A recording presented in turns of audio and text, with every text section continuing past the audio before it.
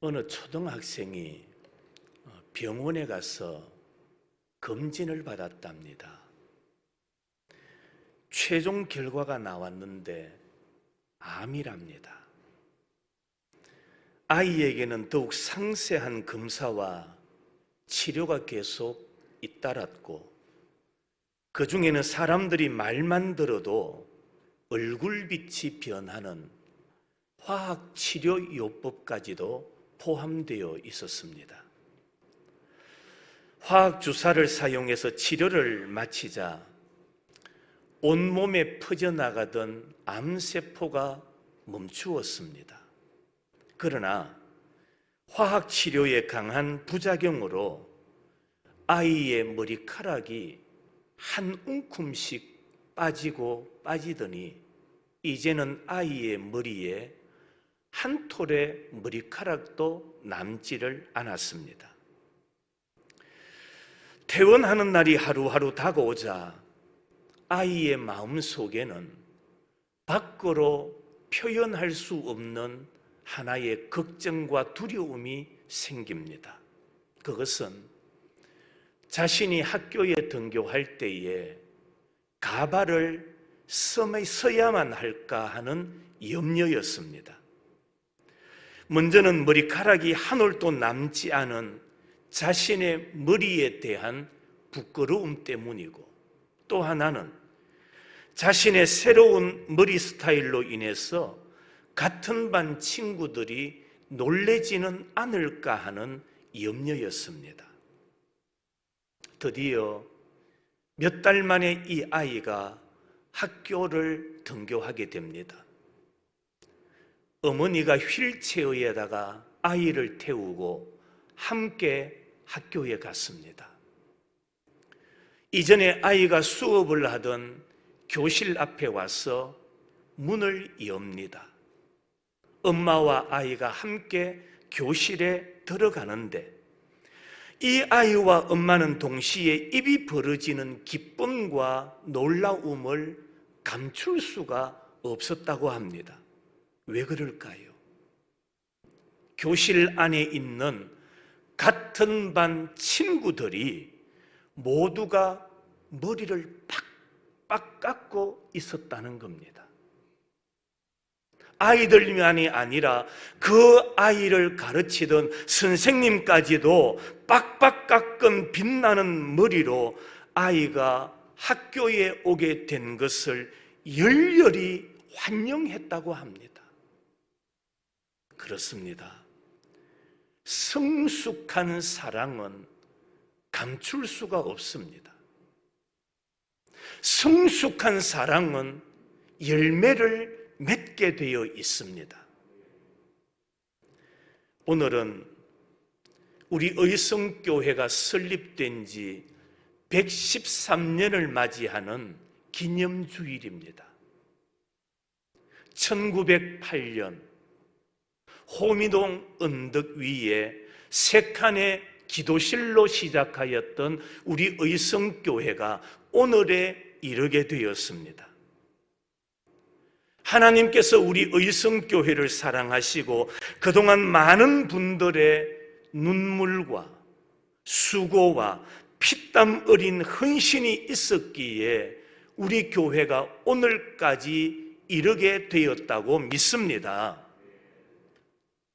설립 113주년을 맞이하는 교회로서 다시 한번 우리는 교회의 정체성 그리고 교회의 사명이 무엇인가를 되돌아보는 시간을 가져야 할 것입니다.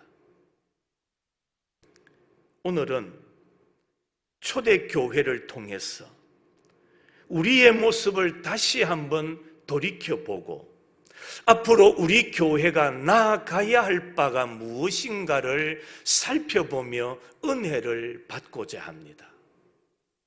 그 첫째는 성령과 기도의 역사로 복음의 능력을 나타내는 교회가 되어야 합니다.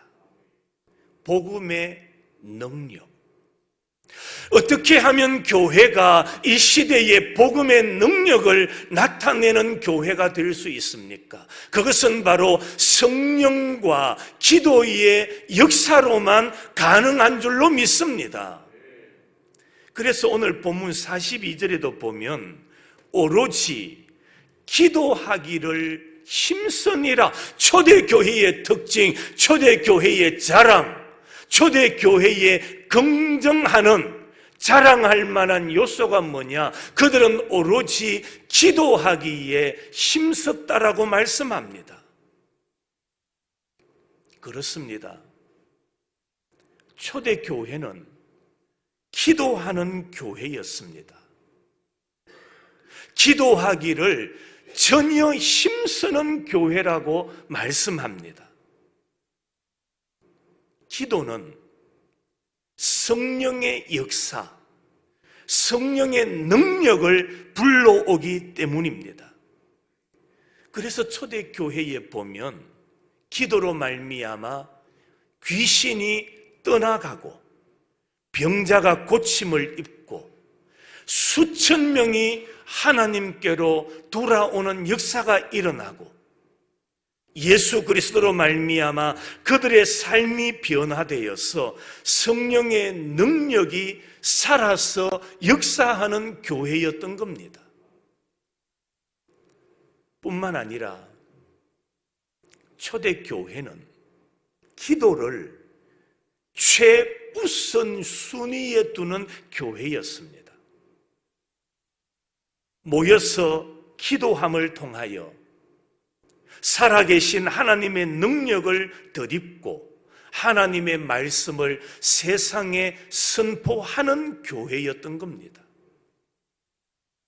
여러분, 기도는 성령 충만의 시작이며 성령의 능력이 나타나는 겁니다. 기도하는 교회는 정인의 삶을 삽니다. 우리 교회도, 우리 모든 성도들도 깊은 기도를 실천하는 성도들이 되시기를 바랍니다. 모양만이 아닙니다. 우리의 내면에 깊은 기도, 하나님을 사모하며 하나님의 임재를 사모하는 깊은 기도의 사람들이 되어야 합니다. 설립 113주년이 된 우리 교회도 이 성령의 능력을 덧입으며 기도함을 통해서 우리 지역뿐만 아니라 전 세계를 향하여 복음을 증거하는 능력 있는 의성교회가 될 수 있기를 주님의 이름으로 축원합니다. 두 번째로, 우리는 작은 공동체를 통해서 성장하고 성숙하는 교회가 되어야 합니다. 오늘 46절에 보니까 날마다 마음을 같이하여 성전에 모이기를 힘쓰고 집에서 떡을 떼며 기쁨과 순전한 마음으로 음식을 먹었다라고 말합니다. 초대교회의 모습이 어떠했느냐? 날마다 모였으며, 이게 초대교회의 모습이었습니다. 날마다 모였으며, 그들은 하나님 앞에 날마다 모였을 뿐만 아니라 마음을 같이 하면서 모였고, 여러분 한번 생각해 보세요. 모이기는 모이는데 마음이 나뉘어져 있으면 모임에 능력이 나타나겠습니까? 가족들도 마찬가지입니다. 명절이 되어서 가족들이 함께 모일 때에 마음이 하나가 되어야 됩니다. 마음이 같아야 됩니다. 그래야 행복한 가정과 가문을 이룰 수가 있습니다. 그런데 모이기는 모이는데 마음이 나뉘어져 있다면 무슨 가정과 가문의 행복을 찾을 수 있겠습니까? 오늘 초대 교회도 보니까 날마다 모였습니다. 모이는데 그들은 마음을 같이하여 모였고, 성전에서도 집에서도 모이기에 힘썼다라고 말씀하고 있습니다. 그리고 그들이 만나서 모여서 뭘 했습니까? 오늘 성경에 보니까 하나님께 감격적인 예배를 드렸고, 만나서 서로 교제하며 아름다운 사랑을 나누었고, 그래서 만나서 뜨겁게 기도하는 공동체를 만들어 갔던 겁니다. 그렇습니다. 우리 성도들은 모이기에 힘써야 됩니다. 오늘 교회에도 많은 장로님들끼리 모여서 예배를 드립니다. 가정에서도 가족들이 모여서 예배를 드려야 됩니다. 성도들은 모여서 먼저 하나님 앞에 기도하며 예배 드려야 됩니다.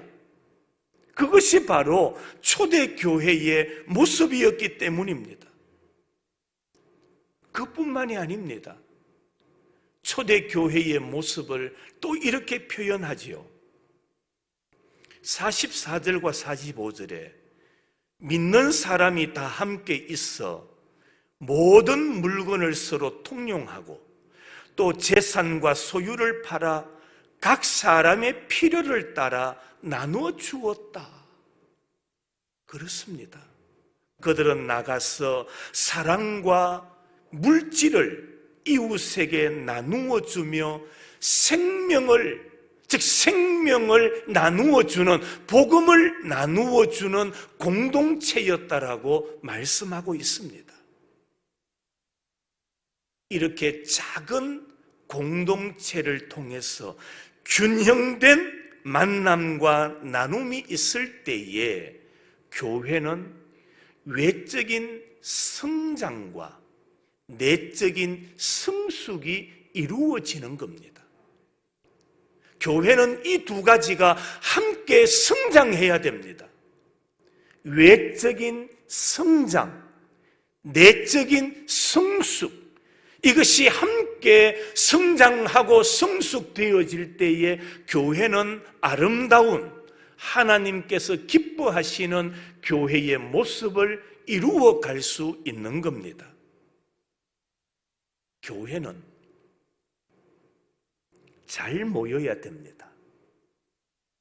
우리 성도들도 모이기에 힘쓰시기를 바랍니다.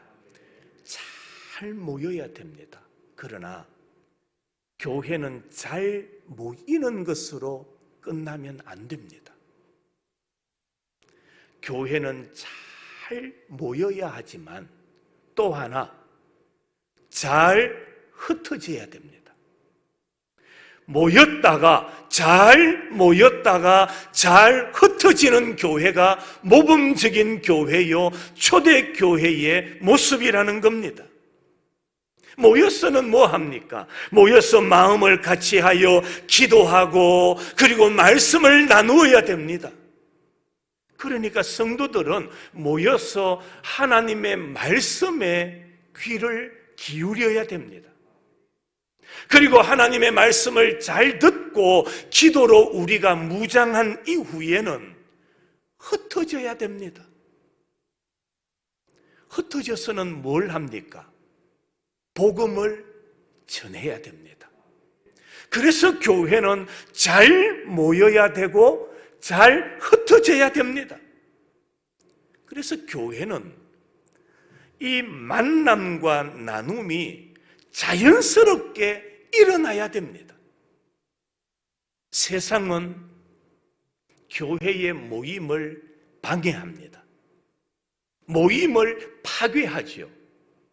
그러나 성경은 말씀하기를 말세가 될수록 모이기에 뭐하는 자가 되라? 힘쓰는 자가 되라고 말씀하고 있기 때문입니다.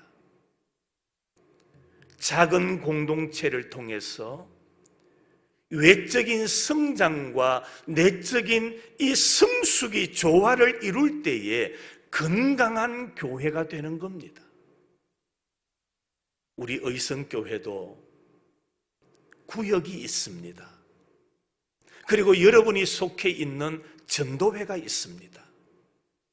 구역과 이 전도회, 그리고 교회 안에도 보면 봉사단체들이 있죠. 이 모임들이 작은 공동체가 잘 모여야 됩니다. 그리고 이 만남이 잘 이루어지고 난 이후에는 나눔이 있어야 됩니다. 만남과 나눔을 통해서 지속적인 성장과 성숙을 이루어가는 우리 의성교회가 될 수 있기를 주님의 이름으로 축원합니다. 세 번째로는 복음 전파와 세계 선교에 힘쓰는 더욱 확장하는 교회가 되어야 됩니다. 교회는 점점 그 영역이 확장되어져 가야 됩니다. 사도행전 1장 8절에 보면 너희가 권능을 받고 예루살렘과 온 유대와 사마리아와 땅 끝까지 이르러 뭐가 되라고 말씀합니까? 내 증인이 되라고 말씀하고 있습니다. 초대교회는 예루살렘에만 머물러 있지 않았습니다. 유대, 사마리아, 그리고 어디까지? 땅 끝까지 나가서 복음을 증거하는 교회였다라고 말합니다. 예수 그리스도의 십자가와 복음의 증인으로 순교의 각오를 가지고 집에 있든지 성전에 있든지 사도든지 평신도든지 평화의 때든지 핍박의 때든지 오로지 하나님의 복음을 증거하는데 온 정열과 생명까지 그들은 기꺼이 내어 놓았던 겁니다. 생명을 드린 그들의 헌신으로 말미암아 하나님의 복음은 날마다 확산되고 확장되어 나갔던 겁니다. 그렇습니다. 씨앗은 뿌려야 싹이 납니다. 복음은 전할 때의 복음입니다. 복음 전파는 주님의 지상 명령입니다. 복음 전파를 위하여 교회는 생명을 걸어야 됩니다. 복음 전파는 하늘을 땅에 심는 일입니다. 결코 가치가 있습니다. 분명히 여기에는 가치가 있고 능력이 있음을 믿으시기를 바랍니다. 씨앗은 뿌려야 됩니다. 복음은 전해야 그것이 복음이 되는 겁니다. 왜 우리가 하나님의 말씀을 전해야 됩니까? 바로 예수님의 지상 명령이기 때문입니다. 그래서 오늘날 교회는 하나님의 말씀, 이 복음을 전하는 일에 생명을 들여야 됩니다. 나의 작은 시간, 나의 작은 물질만이 아닙니다. 내 생명을 내어놓고서라도 우리는 하나님의 나라의 이 복음을 전해야 됩니다. 바로 하늘의 생명을 땅에 심는 것이 복음이기 때문입니다. 우리가 하나님의 복음을 전할 때에 분명코 그곳에 하나님은 능력으로 임하여 주실 것입니다. 그뿐만이 아닙니다. 오늘 47절입니다. 하나님을 찬미하며 또 온 백성에게 칭송을 받으니 주께서 구원받는 사람을 날마다 더하게 하시니라. 초대교회 성도들의 모습을 보십시오. 그들은 날마다 하나님을 찬송했다라고 말합니다. 날마다 하나님을 찬송하는 생활. 그랬더니 그들의 모습이 이웃으로부터 무엇을 받았다라고 말합니까? 칭송을 받았다라고 말씀합니다. 다시 말하면 초대교회 성도들은 그들의 삶으로 복음을 전했습니다. 그들의 삶, 예수 그리스도의 복음의 사랑으로 복음을 전했던 겁니다. 그러한 그들의 삶을 보고 날마다 구원받는 사람들이 많아졌다라고 말씀하고 있지 않습니까? 성도 여러분, 우리는 어떻습니까? 오늘 타인을 생각하기 이전에 내 자신을 돌아보십시다. 초대교회 성도들은 날마다 하나님을 찬미함으로 이웃 사람들에게 칭송을 받았다라고 말하지 않습니까? 오늘 나는, 오늘 우리는 어떻습니까?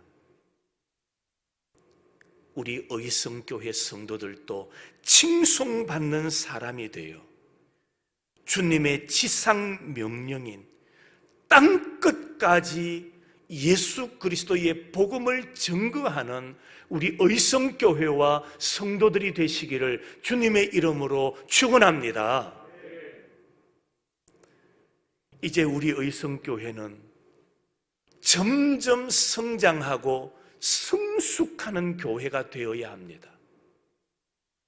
성숙하는 교회가 되기 위해서는 그 첫째가 초대교회처럼 성령과 기도의 역사가 살아있는 교회로 복음을 세상에 나타낼 수 있어야만 합니다. 두 번째로는 만남과 나눔의 작은 공동체를 통해서 지속적으로 점점 더 성숙하는 교회가 되어야 합니다. 그리고 셋째로는 복음 전파와 세계 선교로 날마다 확장되어 나가는 보다 더 건강하고 성숙하는 교회가 되어야 하지 않겠습니까? 그래서 오늘 우리 말씀의 제목이 무엇이었습니까? 보다 더 성숙하는 교회. 그렇습니다. 하나님께서 기뻐하시는, 오늘 이 지상교회를 향하여 원하시는 하나님의 뜻, 그것은 바로 하나님의 몸된 교회가 보다 더 성장하고 성숙하는 교회가 되기를 원하시는 겁니다.